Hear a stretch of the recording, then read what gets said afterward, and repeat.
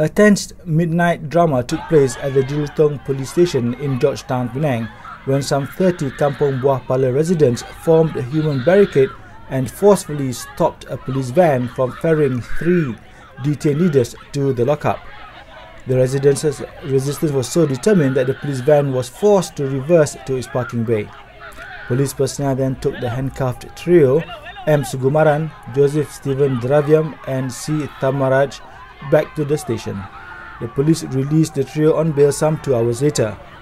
In the 12:30 a.m. incident, the police van was about to ferry the detained village leaders to the city police headquarters in Jalan Patani when the residents, mostly women, formed a human barricade at the station's gate. Chanting slogans, the residents successfully blocked the van from moving out before blazing media cameras.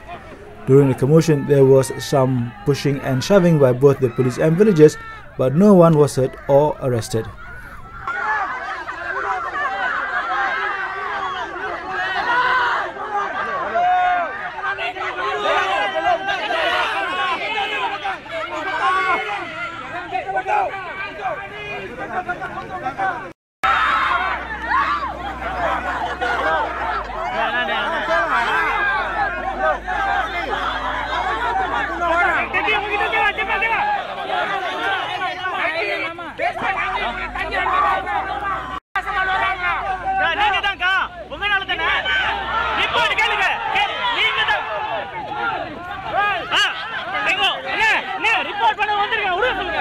Report பண்ணுங்க இவங்க தான்.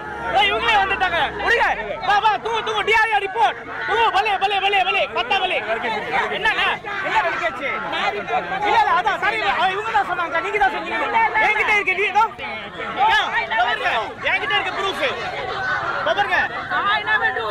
சாந்தா தர்மராஜ் மேல 9ஆம் தேதி எல்லாம் நீங்க report பண்ணீங்க தான். இல்லன்னு சொல்லுங்க. போங்க ப்ளீஸ். போய் என்ன பேசுறீங்க? டிஆர்ஐ சாந்தா